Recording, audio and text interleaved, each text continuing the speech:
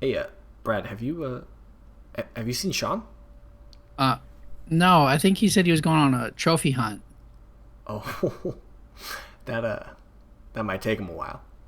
It take him a real long while. I saw Dora's map. It doesn't look like it ends for anytime soon. This is Red Card Radio.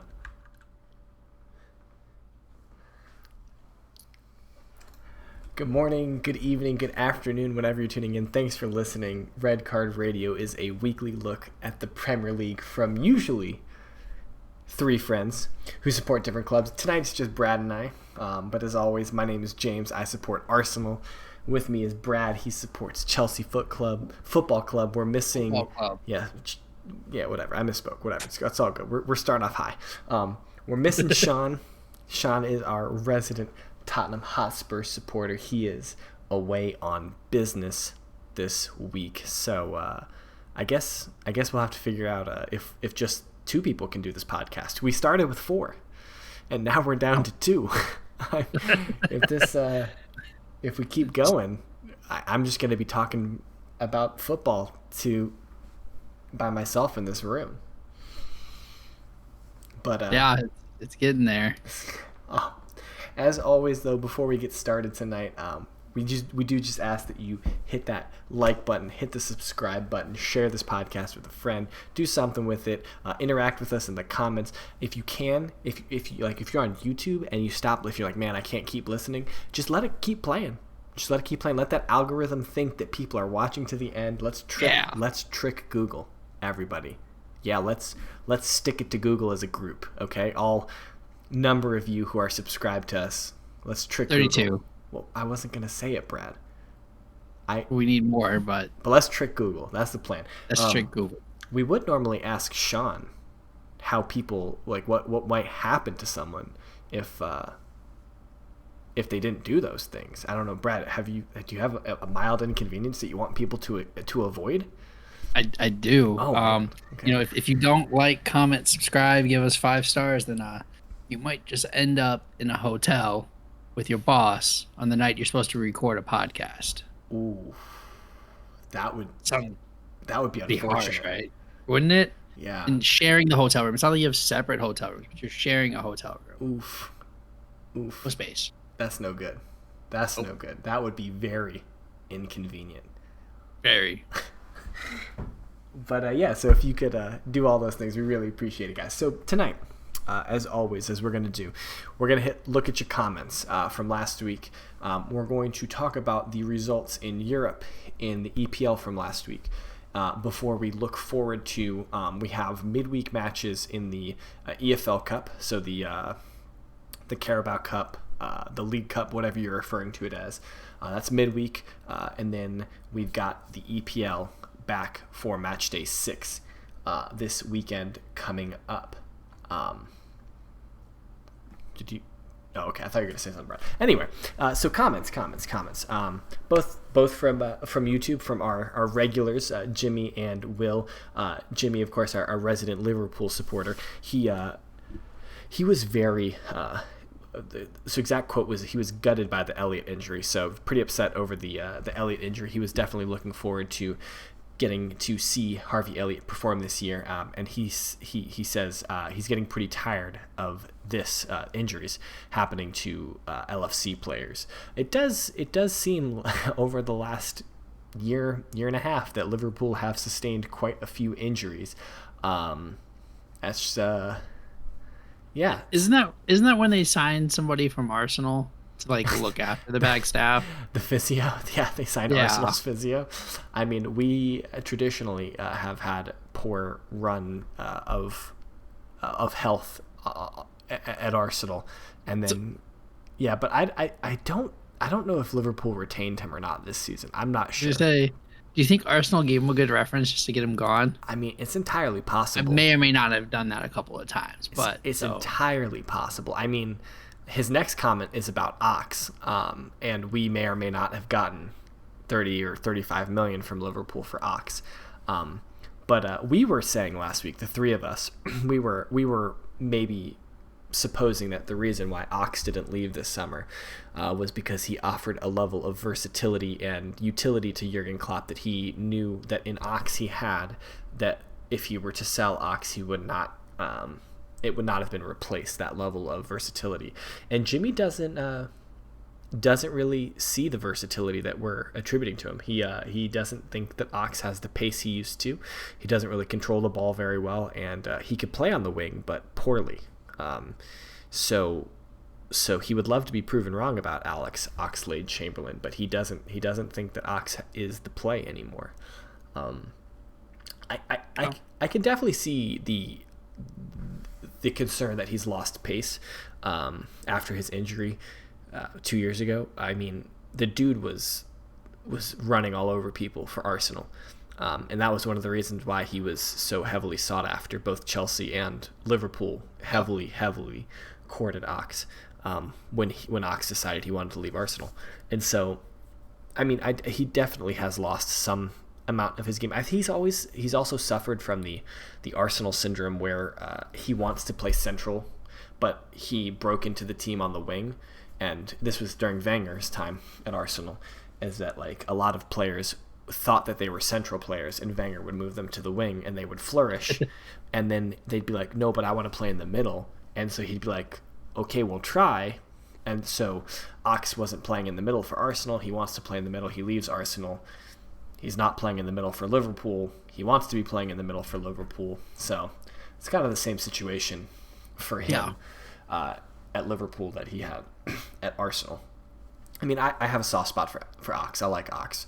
I think he's a good dude. I would love to see him playing well, as long as it's not against Arsenal. I think he makes the bench now, but I think Henderson and Thiago will fill in for Elliott. Oh yeah, absolutely. I mean, yeah. I think he's a run out every now and then. Will be fine. Yeah, he'll probably be like the second or third sub in most games, depending on the situation. In my opinion, that kind of seems like some rest. Yeah, that seems like his position. Play in the FA Cup, play in the Carabao Cup, play in the last couple group stage matches if they don't mean anything in the Champions League. Or play in the Premier League if you're leading up to a very important Champions League match. That's what Jimmy had for us this week. Oh, he did have another comment about you, Brad. He thought Chelsea were very fortunate to get 3 points against Villa. He thought that Villa played very well, and that the game ends in a draw if Mendy doesn't have the game that he had. And he finishes a statement that he thinks that Villa could surprise people this year. Oh yeah, I definitely think Villa's a much better team. They played well. I don't think Chelsea was lucky to win. I think when you pay 98 mil for a striker, you expect to win these games, right? Yeah. He gets his chances. He puts it in the net. That's what he's there to do. See, I disagree with the thought process that Villa are going to surprise people this year. Okay. I think that Villa were good last. Okay, you could maybe in the sense. I think I made the argument last week that I think that their levels have dropped some without Grealish. I don't remember if that was my argument last week, but thinking on it, it might possibly have been my argument last week. But I don't think Villa's. I mean, like Villa are traditionally, or at least in my eyes, recently they are the 10th. Like they're kind of vying for low Europa League spots. Like that's kind of their goal, their aim, their aspiration is like fighting for Europa League spots. So like, I don't know. I don't think that they're really punching above their weight necessarily. I mean, Chelsea is clearly one of the best teams in the country, one of the best teams in Europe, and so you kind of expect them to beat most teams right now. But Villa. I don't know. I think Villa will have a good season. I think they'll have a decent season. I don't think that they're in threat for relegation, and I think that they'll finish high in the bottom half of the table. I think they might sneak into the top half of the table. I think it's possible. So, we're gonna move on to Will's comments. Will had a few. He defended you, Brad, in your thought about the Arsenal goal in the game against Norwich, and you were wondering how it wasn't a offside, and he was saying that during the broadcast and on the replay that's in the highlight package for YouTube, it doesn't show it very well that the ball is passed to Oba from an Arsenal player. he defends you in that sense, but he has a bone to pick with you because you forgot to post the Chiellini shirt. So the exact quote is, "I'm going to post the Chiellini shirt after this London derby," and Will says, "Just checked Twitter, don't see anything." So, hey, look, even if I post it tonight, technically it's after the London derby. I mean, you could post it tonight before I upload this podcast to the internet, and you might beat them. That's the plan. You could do it right now, and you're still beating this podcast to publish. So, right, it will be done before we are published. So then you're wrong again, Will. It is out while you're listening to this. No, Brad is not the paragon of morality when it comes to the timing of posts and whether or not people are right or wrong. When he hears this, when he watches this on YouTube, will the shirt be up? Sure, let's go for it. Yeah, I bet it. Exactly. Actually, I'm not even sure it will be. It might not be. We had a conversation, I think, when we were talking about Spurs last week about how like center backs, it's important for center backs to position themselves and like blocking shots and things like that. And Will was talking about an interview from Giorgio Chiellini a few years ago. Was talking about that there needs to be an understanding between defender and goalkeeper, and how when a player gears up to shoot, the defender needs to try and block off about half the goal, and allow the keeper, trust that the keeper is going to block off the other half of the goal. That's actually exactly what I was referencing as well. This is the same interview that I was thinking about when I was making those comments last week. So I just go back to Giorgio. And Will, you asked how much Legos were paying for the product placement last week. They weren't, but shout out to the Lego Corporation. If you want to sponsor us, feel free. We're here for it. We're here for it. I'm thinking I might reach over and grab the other set of Legos that I'm working on right now, but maybe I'll just throw that in the background next week. Legos, you'll hit us up. Ooh. We're at info.redcardradio@gmail.com. Just, shoot us, talk to us. We'll work something out. We can have a Lego set with the RCR logo on there. I'm here for it. So Legos, they just released, or maybe a couple months ago, they released an Old Trafford Lego set, and they just released a Camp Nou Lego set. So and they have a Stamford Bridge one too. I don't make this happen. I don't know if a Stamford Bridge one is official, or if that's one of the Lego design ones. I don't know if it's a box you get from Legos. We might have to double check that. But I saw it on the Chelsea FC one. We're getting a little long. Long story short, Legos. Talk to us. We're down for some sponsorship. We're down for some mutual benefit here. But long story short, nothing. They're not paying me. I wish they were. And that's it. Those were the comments from last week. So we're gonna shift our focus to some football that was played last week. We got a lot of football to cover. So I get that, but where's the table? We're going to look at the table when we talk about the Premier League. Because I want to start in Europe. Because if I'm thinking chronologically from last week, we had Europe first and then the Premier League. I know you're chomping at the bit to look at the table. I want to see that table. I understand it. We will get to it, man. But in Europe, and I was making jokes last week about putting up the big games, only highlighting the big games. And I started with Young Boys versus United, and I was like, we're starting off the Champions League with the big games, the champions of Switzerland versus Manchester United. And I said that jokingly because I anticipated that Manchester United were going to smash Young Boys, and spoiler, they did not. They lost 2-1. They lost 2-1. Aaron Wan-Bissaka had a red card, which changed the tide of the game, and Cristiano Ronaldo had a goal in the first half, and Young Boys came back in the second half with 2 unanswered to win the game. I love that. It makes me laugh. But I mean, United are probably still going to progress in that group long term. It made me very happy to watch that. Barcelona were hosting Bayern Munich and lost by a score of 3-0. So Bayern Munich go to Barcelona and beat them 3-0. Chelsea hosting Zenit. Chelsea get a 1-0 victory over the Russians. That seems like you should have probably, definitely. That's a game that probably you hope you get a little bit more goal difference there. Yes, we did not play super well, but again, give somebody 98 mil. You expect him to grab a win from a draw. Yeah, Zenit deserved the draw. Zenit deserved the point from that game. But Lukaku's Lukaku. You give him an opportunity, he's going to take it, and he did. Yeah, I mean, I definitely see that. It's just the other two teams in that group are Juventus and Malmo. So I mean, in all honesty, like that's a Chelsea Juve move on kind of situation, 100%. advance.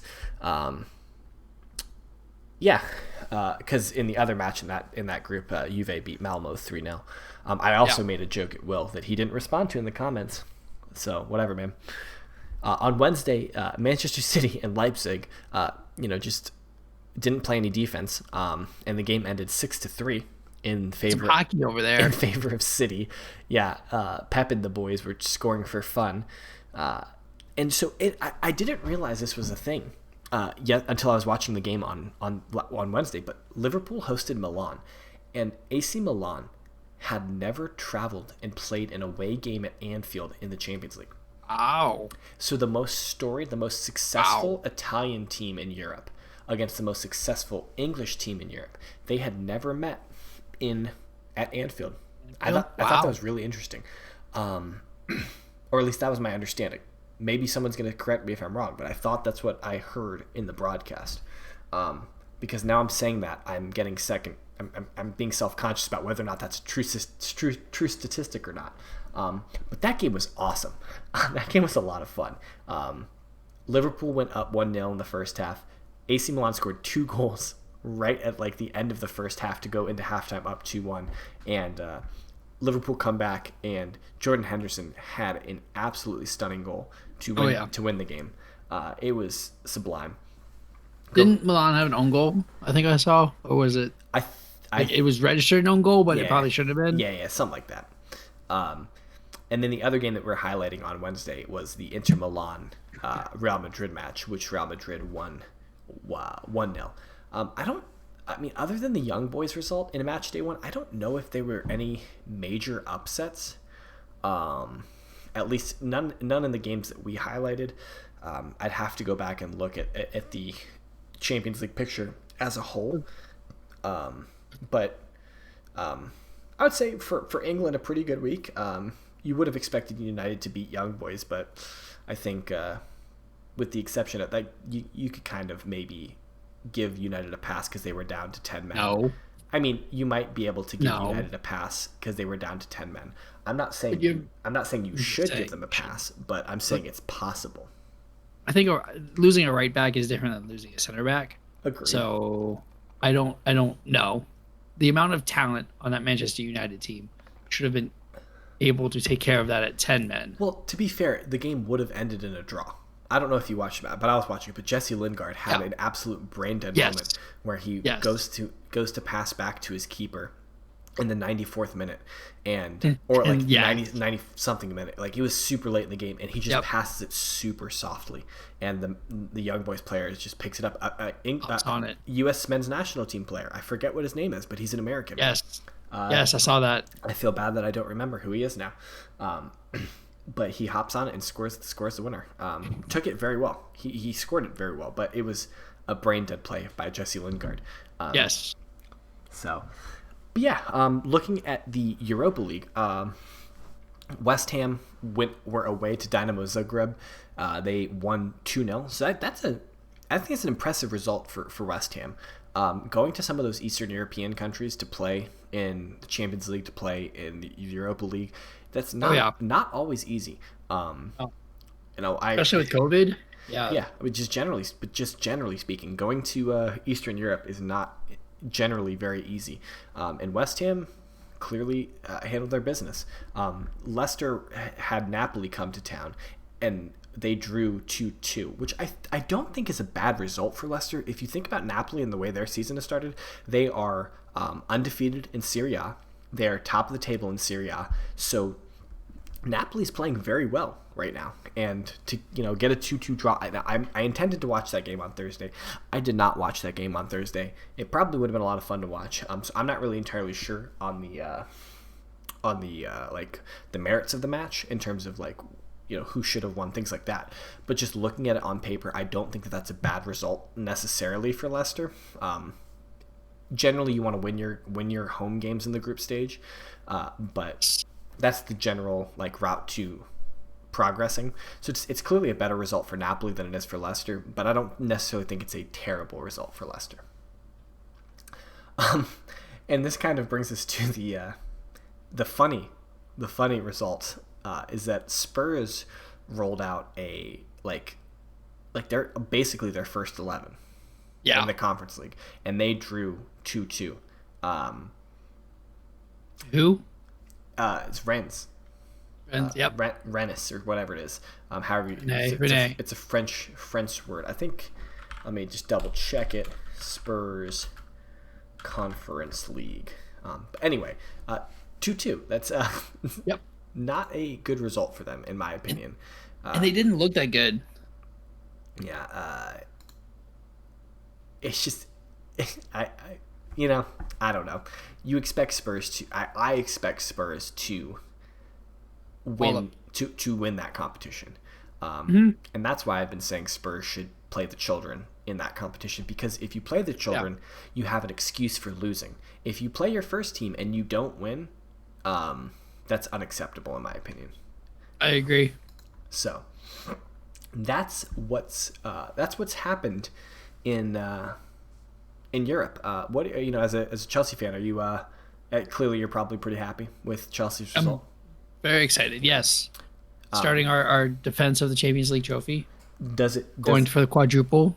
Does it concern you at all? Thinking about your group, that Juve beat Malmo 3-0. No. Yeah, I mean I wouldn't. Juve have 2 points in Serie A through 4 games right now, so they're not playing particularly well right now. So they don't look as fierce as they normally do at this point in the season. Yeah. But yeah. No, and they're playing so poorly. Have they gotten a win yet in? No. Serie A? That's what I thought. So I'm really not worried. Yeah. I think the Liverpool result is good for Liverpool. Definitely. Especially on the balance of the way that game looked. I think that's a really good result, good comeback win for them. But yeah, I think most of the English teams are in a good position to advance. So, all right, let's talk about the EPL. So, as Brad really wants me to do, and please pull up the table. I will acquiesce to Brad. Here is the Premier League table as it sits after match day 5. Match day 5. So through 5 matches. Who is it? Joint top. It's alphabetized right now, but joint top of the table is Chelsea and Liverpool, both on 13 points, both with a plus 11 goal difference, same exact score goals for. So Chelsea is listed above Liverpool alphabetically right now, but Chelsea is number 1. Do you think it's because we have the goal, the draw goal was away goals? No. I was just curious. I'm pretty sure if this is the way that so if we fast forward to match day 38 and all these things are the same and you guys drew another match between each other and everything else is the same, I think it goes to a coin toss. I think technically that's what it goes to. It might go to a 1-game playoff. I don't know. That's what it should go to, but I don't know what the tiebreaker is specifically. It probably is a 1-game playoff would be my guess. That's the only fair way to do it. A coin toss to determine who would win the league would be absolutely garbage. So it's probably a 1-game playoff. Anyway, also on 13 points is Manchester United. Those are the 3 teams on 13 points. Brighton and Hove Albion. James's pick to be relegated this year. Yeah. Have 12 points. They're in 4th place. I don't think they're getting relegated this year. Graham Potter has them playing well. They're not going to finish 4th. They're absolutely not going to finish 4th. But definitely not. But to have 12 points through 4 games. 5 games. 5 games could be it. 12 points through 5 games is super impressive. It's a great start to the season. City's in 5th. Everton's in 5th. Both are in 6th, both with 10 points. Then Spurs are in 7th with 9. Move down, West Ham, Brentford, Villa, Watford, Leicester, Arsenal, Crystal Palace, Southampton, Wolves, Leeds, and then in the relegation zone, you've got Newcastle with 2 points, Burnley with 1 point, and Norwich City with 0 points. Good? Happy? Yeah, All right. definitely. Thank you. Okay. Who's that first again? Liverpool. Liverpool's in first position. Oh, was the other team there Chelsea. with Liverpool? Chelsea.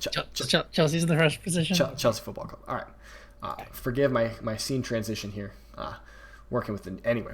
But yeah, so talking about that, looking at the specific results and how we got to that point, Leeds and Newcastle drew 1-1. Wolves lost to Brentford by a score of 0-2. Arsenal beat Burnley, away to Burnley, by a beautiful goal, free kick by Martin Odegaard, 1-0. Liverpool thrashed Crystal Palace 3-0 at Anfield. City and Southampton played to a goalless draw. That's why City lost pace. Norwich lost to Watford 1-3. Villa beat Everton 3-0. Brighton and Leicester. Brighton beat Leicester by 2-1. West Ham and Manchester United played. West Ham lost by a score of 1-2. And Spurs and Chelsea played. Spurs lost to Chelsea 0-3. London is blue. Those were the specific results. We will talk about Spurs and Chelsea. We will make fun of Spurs because Sean's not here. Yes. Do we want to start there or do you want to start elsewhere? Let's end there. Okay, you want to end making fun of Spurs? I want to build to making fun of Spurs. That's like my joy. I'm good with that. Okay. Let's talk about the Liverpool Crystal Palace game. Because I watched some of it on Saturday. I went back and rewatched the game today. Liverpool, the scoreline of 3-0, I think is flattering to Liverpool. I don't think Liverpool played poorly, but that game was wide open. It was very open in both directions. Both teams had great opportunities. Liverpool clearly capitalized and scored their goals. All three of Liverpool's goals came from set pieces, came from corners. They were all the result of corner kicks. Wow. The first one, I don't know how you let this happen, but Mo Salah was just unmarked. It was a corner kick. Mo Salah makes like a 3-meter run and is unmarked. Has a free header. Goalkeeper makes a great save, and Sadio Mane is just there to clean up. Easy clap. Second goal. Okay. You want to hear about Mo Salah being unmarked? Guess what happened on the second goal? Mo Salah gets so cross comes in. Van Dijk is going to fight for it. It gets headed beyond, and whoever's marking Mo Salah just goes on a walkabout, has a daydream, and Mo Salah is just there at the back post to collect. Scores a goal. 2-0. Of course. And then Keita's goal. The third goal was phenomenal. Corner kick gets cleared. Naby Keita gets it and just like has a from about it's 20 yards or so, just great form on the volley, just across the face of goal, scores. It was a beautiful goal. Go back and watch that highlight because it's a great piece of form and technique from him to score that goal. But my point about that is that Crystal Palace didn't look bad. They had two really bad defensive lapses on corner kicks, unforgivably bad, and they got burned for that. But they had a lot of opportunities at the other end. Benteke was getting in there. Zaha was getting in there. And they looked dangerous. They just didn't convert on their opportunities. They're playing very, very well. Vieira has them playing good football, interesting football. We saw it last week when they destroyed Spurs. Hey. Couldn't wait. Guess we're starting. We're starting already. Spurs. I'm just saying, look, Crystal Palace 3-0 Spurs, Liverpool 3-0 Crystal Palace. So is that like a 6-0 Liverpool Spurs? Or am I doing my math wrong? I think that's how that works. So yeah. Probably. But yeah, I don't know. I don't want to pretend this result against Liverpool, indicates anything for Crystal Palace. But I just think that the scoreline of that match was flattering for Liverpool. I think Liverpool were good for 3 goals. I think that they deserved the victory, but Crystal Palace also had a lot of opportunities to score. Also, during that 10 o'clock window on Saturday morning, Arsenal were away to Burnley. Traditionally, a very difficult match for Arsenal. Traditionally, very difficult. Last year, Burnley did the double over Arsenal. And so I think Arsenal fans, at least me, I have trepidation playing Burnley. I just. So do Chelsea fans, to be honest. They've been a boogeyman of ours too, so I get it. I mean, they had some they got some scalps last year. I think they beat City. Yeah. So they had some results last year that they're very sound defensively. Yeah, I'd say that's true. And they have two big center forwards that just bully center backs, and they tend to get opportunities. Mm-hmm. And so like going into that match, they had just lost to Everton, I think like 3-0 the week before. And so like that, I feel good. They're down at the bottom of the table. I mean, Arsenal are also down near the bottom of the table right now. But like, so I don't know if that really means anything, but Arsenal shouldn't be at the bottom of the table. Anyway, it's Arsenal, right? And so we only win 1-0 and we only score 1 goal, and it's off of a free kick by Odegaard, which was great. Gorgeous. But I don't know. I don't really know how to feel about that result. Like, I'm at the point in this season where I'm celebrating every victory and I'm very happy. But it just seems like we're missing some fluidity from midfield to attack, and it almost seems like we're almost a little bit too willing to pass the ball around the back for too long. And that teams are kind of sitting off us and like, okay, we're not going to really press you that hard. You're going to have to break us down, and we're not breaking people down. And I think that's kind of why it seemed like Arteta went with both Odegaard and Smith Rowe this week, was to try and those are both of our most creative midfielders, and try and create opportunities. And Pepe didn't play this week. It was. Right, Pepe didn't. Did Pepe play? If he played, I don't remember him. I say that and I can't remember. Yeah. Maybe he did. Maybe he did play. I don't remember. He did play. It was a 4-1-4. Yeah, he did play. Okay, he was unremarkable. I didn't remember him. I can't remember him being on the pitch at all, and that's sad. He didn't even come off. He played the whole game. That's sad. What did he do? I'm legit trying to remember, because I watched the whole game. I was on the couch. My kids were gone, so I could watch the match. Oh, sweet. Yeah, my wife. That's the best, isn't it? My wife took the kids. I was folding laundry and watching Arsenal, and that's what we do in America on Saturday mornings when our kids aren't around. So we fold laundry and watch football. Yeah. I don't know if you guys picked up on the door thing, but this would happen when you get two dads. Yeah. But yeah, so. I don't know. I think that's something that Arsenal clearly need to solve. I think we look good. We're looking better defensively.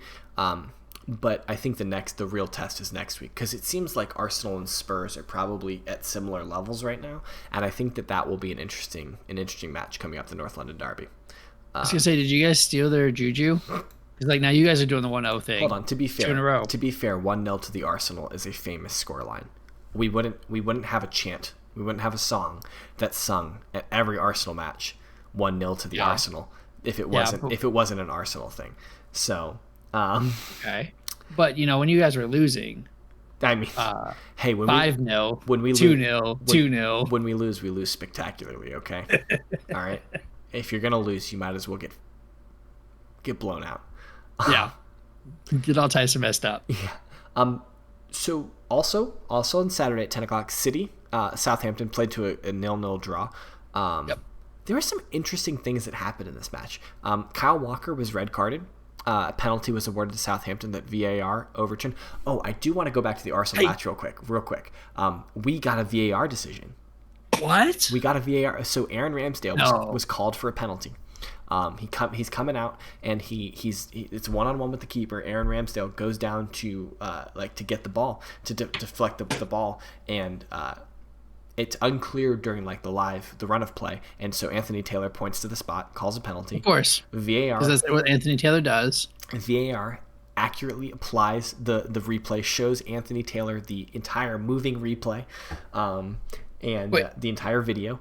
And it's very clearly seen on VAR that Aaron Ramsdale wins the ball first, before making slight contact with the player. So call's overturned. And so Arsenal he watched the whole thing? Yeah, he watched the whole thing. He watched the whole thing. Are you sure? Yeah. It wasn't just a picture of unconsequential moment. Yeah. So it's okay. My wife was Wow. home. My wife was home at that point when it happened, and I looked at her. I said, this penalty's gonna stand."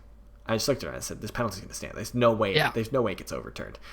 And then they overturned it, and I was flabbergasted. So maybe we're turning a new leaf. But back to the Manchester City Southampton game. So Kyle Walker, takes out the Southampton attacker.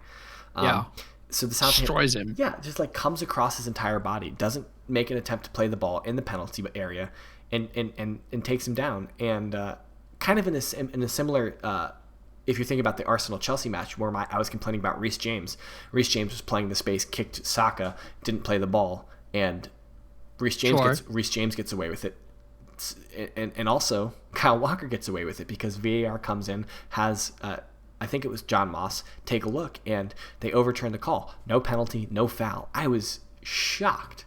I would suggest you all go take a look. YouTube has the highlights of the City Southampton match and make your own determination for it. But to me, it looked like a penalty. And then at the end of the match, City put the ball in the back of the net. Raheem Sterling put the ball in the back of the net, and the goal is disallowed for offside. Phil Foden, so ball comes in. Phil Foden heads the ball towards goal. Goalie makes a save, and then both Phil Foden and Raheem Sterling converge on the ball and are like kicking it at the same time. It comes off Sterling. Ball goes in the net. Sterling's offside. Now Sterling's offside by like half of his foot. So it's not like toenail offside. It's like a whole half of his physical foot. But man, it was so close to being even. And honestly, if he doesn't score it, I still think Phil Foden scores the rebound.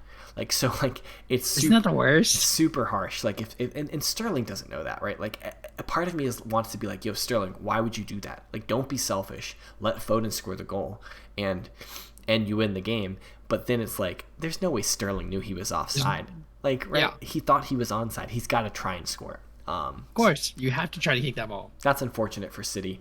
It's a great result for Southampton going away to Manchester City at the Etihad. In front of Etihad. Yeah, the Etihad. Yeah, the Etihad. Yeah, the Etihad. Yeah. Okay. So yeah. Other results. Brighton get a great win against Leicester. I know you have some thoughts about this Vestergaard handball that was. Yeah. Tell me. Anytime. Listen. That his arm comes up like this. How is that not blocking? How is that not blocking a goal scoring opportunity? How is that not a red card? So it was adjudicated to be a penalty. It was adjudicated to be a foul, but there was no card. I don't think that there was a card applied, and you're salty. Not at least a yellow. I'm very salty about this. So, but Leicester should be even saltier because I think they had two more goals scored that came back because of offsides, and one was weird.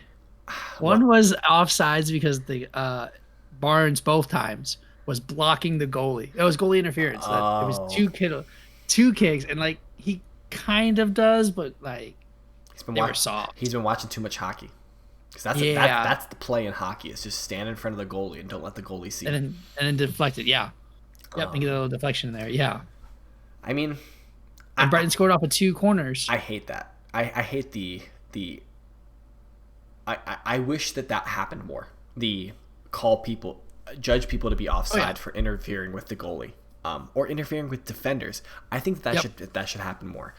So I'm happy it happened here. I didn't watch the replays. I don't care. I'm glad it happened. The other good game, Brentford showed out against Wolves. Yeah. I think Tony is the real deal. Homie gets it. His goal was awesome, and then he also had a phenomenal assist. His strike partner stays on sides. That's his perfect. Run. That run was perfect. Yeah, I don't know if I'm more impressed with the pass for the second goal or the ability to stay on side for the second goal. Right. Because like you can see he has to hesitate and he does it perfectly, and then the pass comes in perfectly. That just shows you that that's 2 players who are very comfortable with each other and know on that same page. Yeah, they're shades of Bergkamp and Henry.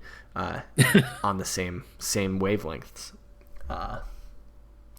But yes, And then 2 more goals that were pulled out of the back for offsides. So yeah, Brentford is looking very good. I mean, I like the way they're playing. if Sean were here, he would say they go forward. That's their game plan. Go forward. They're like Leeds. We like them. They go forward. It's not working out for Leeds, but if it's working out for Brentford, hey, good to go. Yeah.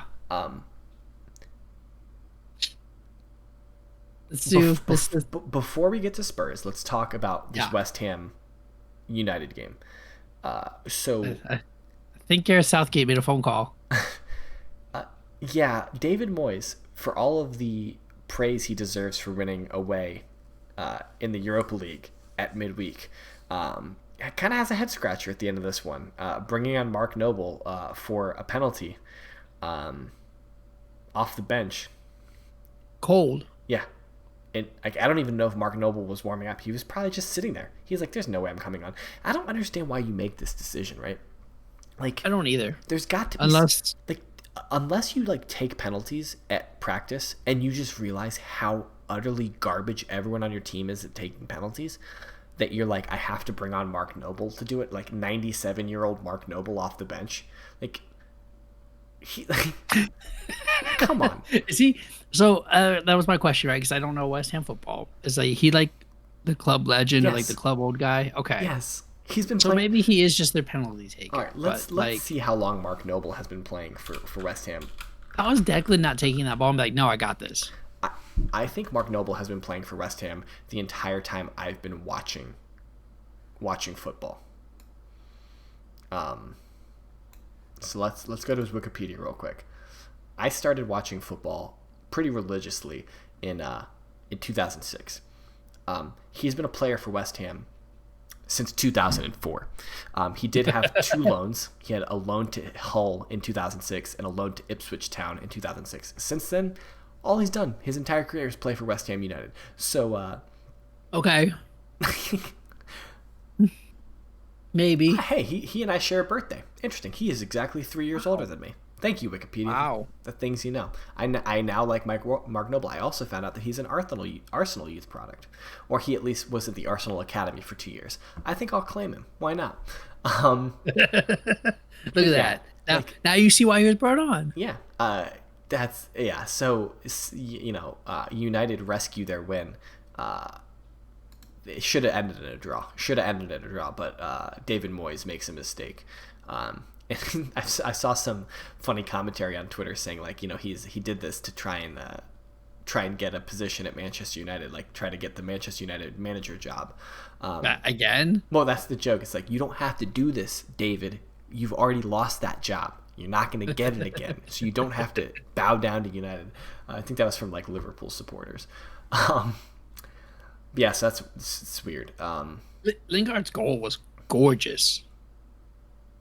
Okay, so I just read a random... Yeah, okay, so Lingard's goal. Interesting that it's against West Ham United. Wait, you read the same thing I did? Is it on Wikipedia? With Michael Owen? No. It was on Okay, so it's on Reddit. I got something else when you're done with what you read. I'm going back to Mark Noble. I apologize. Yeah. In 2020, he was rated as the player with the second highest conversion rate for penalty kicks in the world over the last 20 years. His 90.5% conversion rate was only beaten by, take a guess. Ronaldo. Robert Lewandowski's. That was my second one. Of 91.1. No, it wasn't. Messi was your second. Don't lie. Lua was up there. Okay, he was. He might have been up there, but I think if I gave you 3 guesses, I don't know if Lewandowski would have been in the top 3. Anyway, as goals as he's scoring. Neither here nor there. Yeah. We'll never know. So maybe David Moyes, was thinking. 90.5% conversion rate. Surely he's going to score.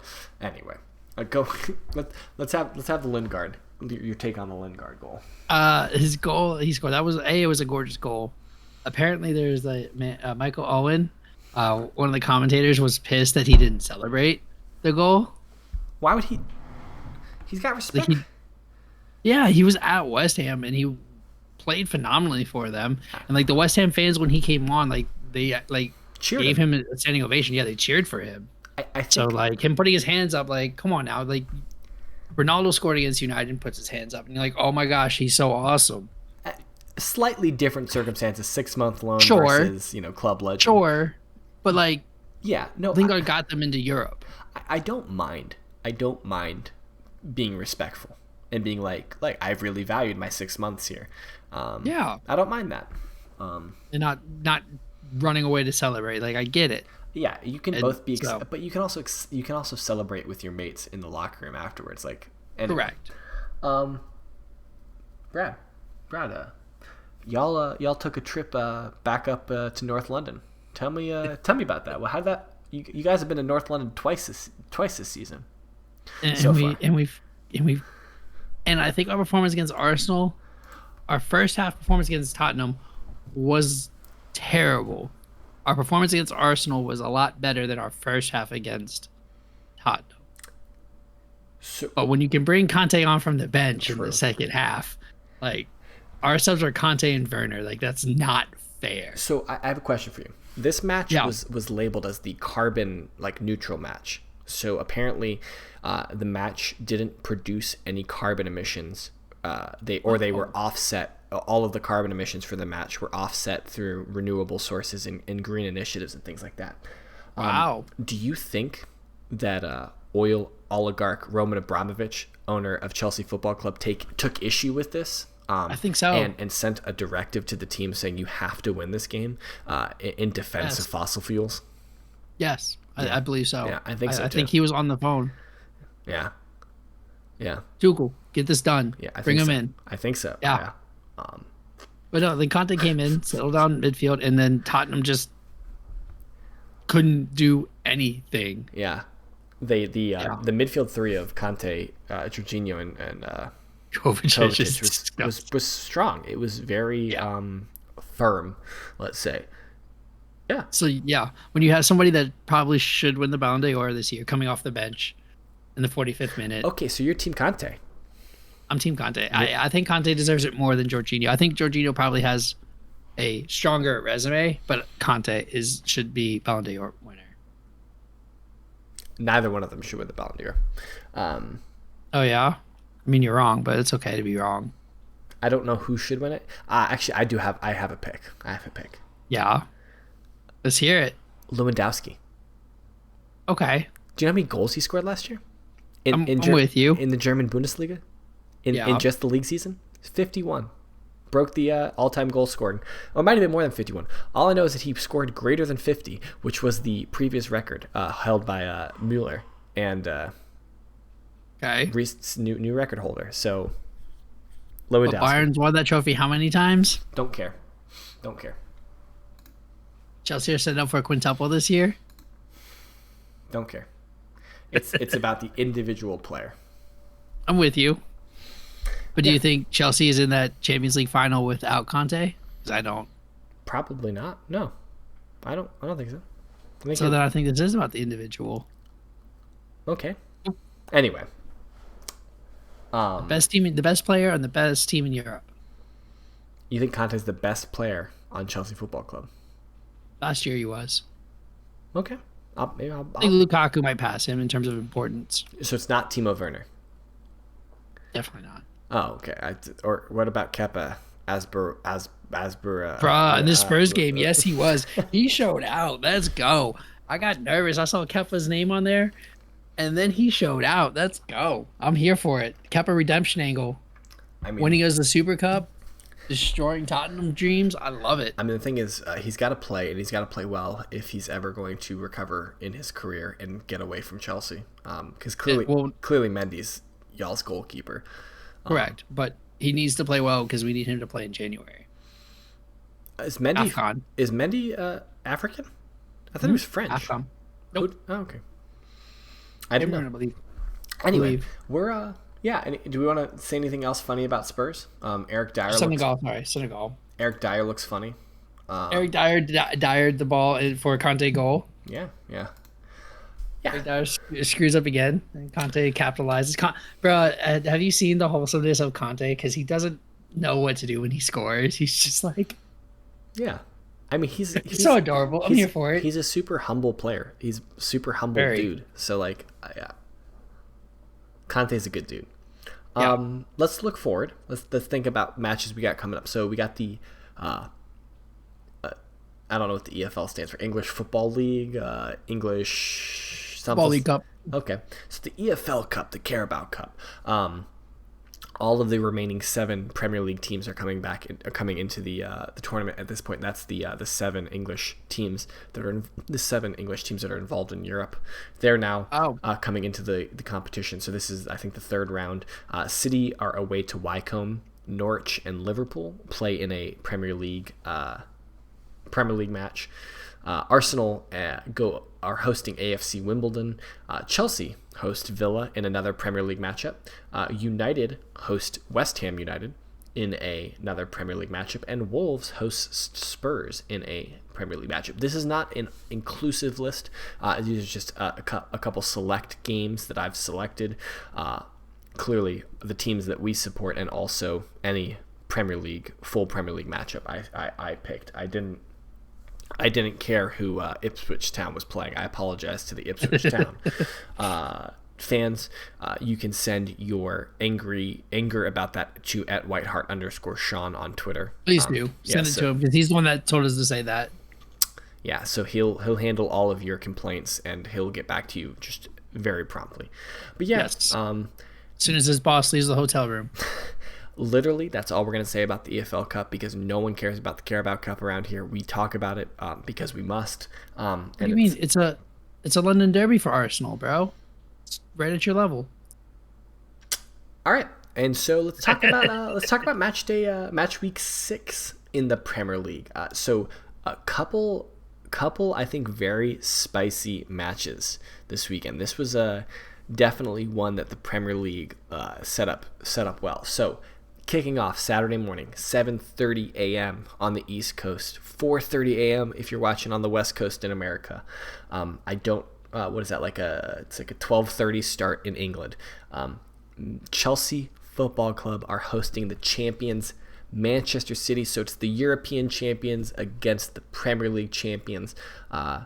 Since Thomas Tuchel has taken over at the Chelsea Football Club, he has not lost.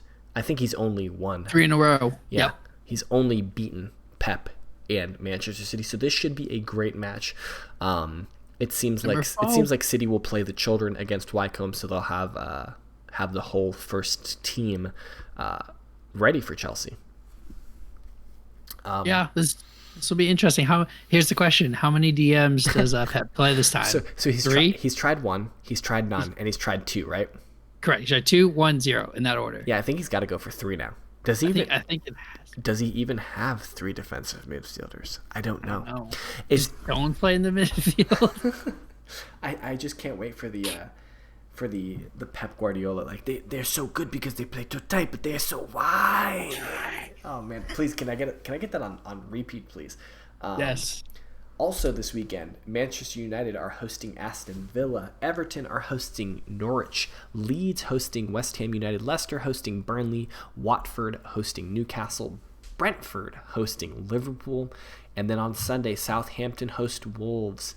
Arsenal host Spurs in the first North London derby of the season. And the weekend is rounded out with Palace hosting Brighton and Hove Albion on Monday. So, like I said, bookended by pretty spicy matches. Chelsea and City, Arsenal and Spurs in North London derby. I am very excited about this North London derby. I think if Arsenal can get a victory, that really helps turn our season around. Getting on 9 points, and Spurs also on 9 points. Arsenal 3 wins in a row, Spurs 3 losses in a row would be very good. I'm here for 3 losses in a row. But if I'm being honest with you, I think I'm concerned personally about Arsenal's attack and our ability to score goals against against Tottenham, who have statistically been pretty resolute defending this year. And this just screams to me it's like a Harry Kane breakaway goal, counterattack goal. Harry Kane can't run this year. A. B. This Tottenham Spurs defense just gave up 6 goals in 2 games. Yes. Sorry, 8 goals in 3 games. Yes, but think about it. Arsenal are not scoring lots of goals. Okay. I think we've scored 2 goals. I think we've scored 2 goals this season, Brad. Yeah, I don't think this game's going to be. I think Chelsea City is going to be flatter than people think, and I think Arsenal Spurs might be more exciting because I think Arsenal Spurs ends up being the better game because of the game plan that Pep's going to want to use. I don't think that's going to be a super interesting game. I think you're going to see a lot of passing around the back, and then trying to control Lukaku. And I don't think my boy Money May starts that game. I think Timo's going to start that game with Lukaku up front. That would be a terrible decision by Tuchel. I think Mace needs some time off. Like, I think he needs a couple of games of rest. I think he's tired because like he hasn't been playing well in the past 2 games. So I think he needs a rest.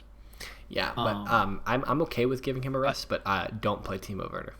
Anyone but Timo Werner. I think Timo and Lukaku up top is going to be interesting because what do you do as defenders?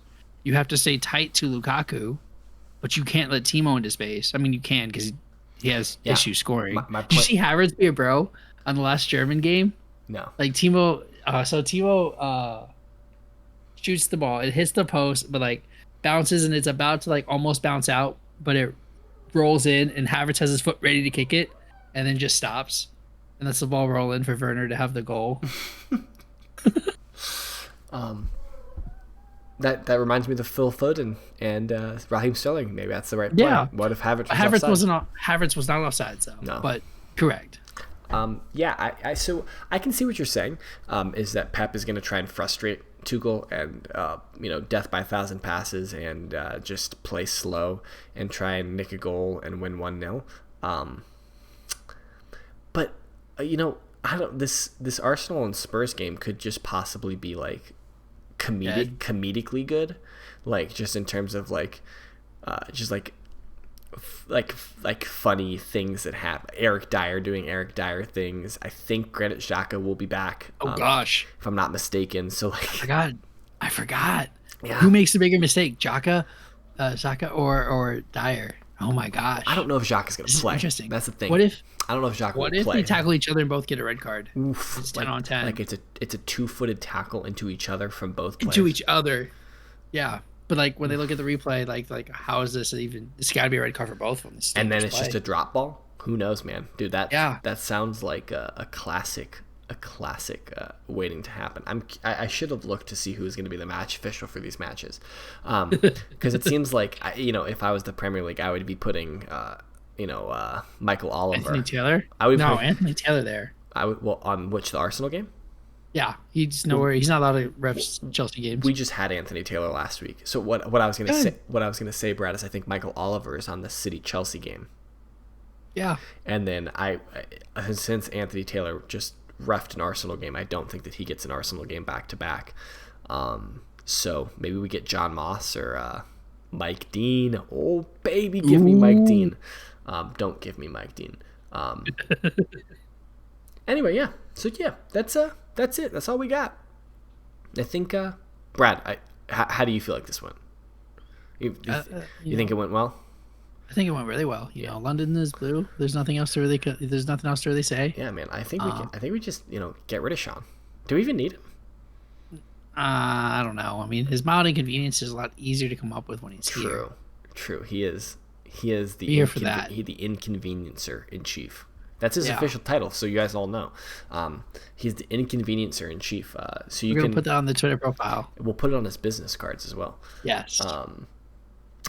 But yeah, so if you're still listening, we really appreciate it. If you've left this podcast keep playing to help us with algorithms, we appreciate that as well. But if you could and you're still listening, just hit that like, that comment, that subscribe. If you don't do that, you might find yourself in a hotel room with your boss. And I want you to think about who your boss is. Just pause for a second, think about who your boss is, and realize it could possibly be greater than a mild inconvenience. So definitely, you probably just want to hit the subscribe button. But yeah, as always, that's all we got. With me tonight was Brad. He's at KSBradG on Twitter. I am at James Tiffany on Twitter. We collectively are at redcard_radio. If you think we made any mistakes tonight, if you think we screwed anything up, send those to at whiteheart_Sean on Twitter. He will handle all of our dissent for the evening, negative comments, complaints, gripes, all that stuff. But until you guys see us again, we really appreciate it, and have a good evening.